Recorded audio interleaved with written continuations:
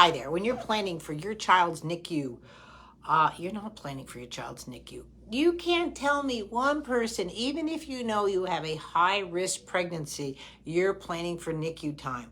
I still remember Gordon and Graham's piano teacher, and she was moving a chair on stage. Now, this woman, she was her Christmas concert. She's supposed to be in bed rest, having triplets.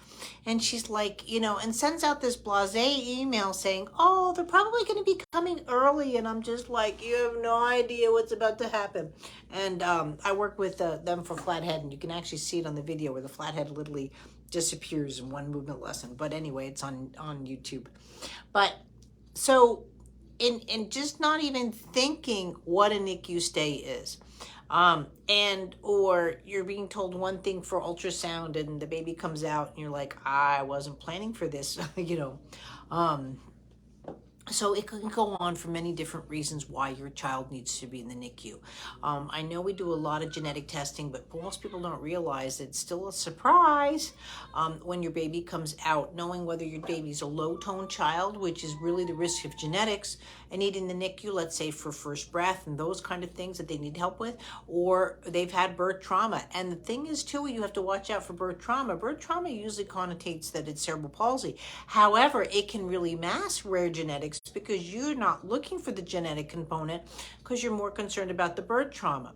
I have one child with Turner syndrome, and they just assumed it was a cord wrapped around the neck, and this is why she was just a high needs baby and so forth, that they were, coming to me for the risk of CP, and she had genetics involved with her, and that's why, well, the cord wrapped around the neck is, but again, that could be why you're going into a birth trauma situation.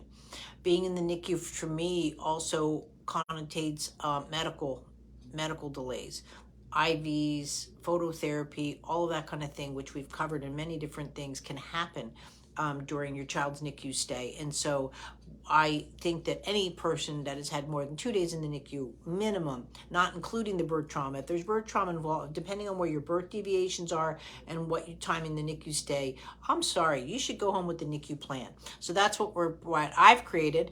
We're presenting today at 12 o'clock. That's this month's webinar for the family workshop. It's number 6, I think, 6 or 7 in the family workshop, which I'm going over all the things that you need to know with the NICU.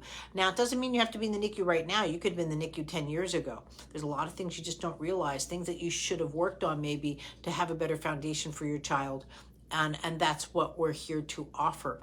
Guys, I know a lot of you think that I'm here just for the babies. The babies are the foundations for all our movements. We miss our foundations. It's like building a house without a foundation or a car without wheels. We're here to build a better foundation. You can always go back and redo a milestone, even if your child's 15.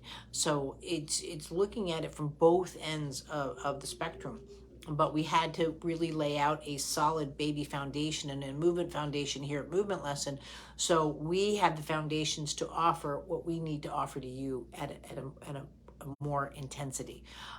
So please, I hope you're joining me today in the webinar, and it will be repeated a couple of times and then goes into the parent workshop series. Thanks so much.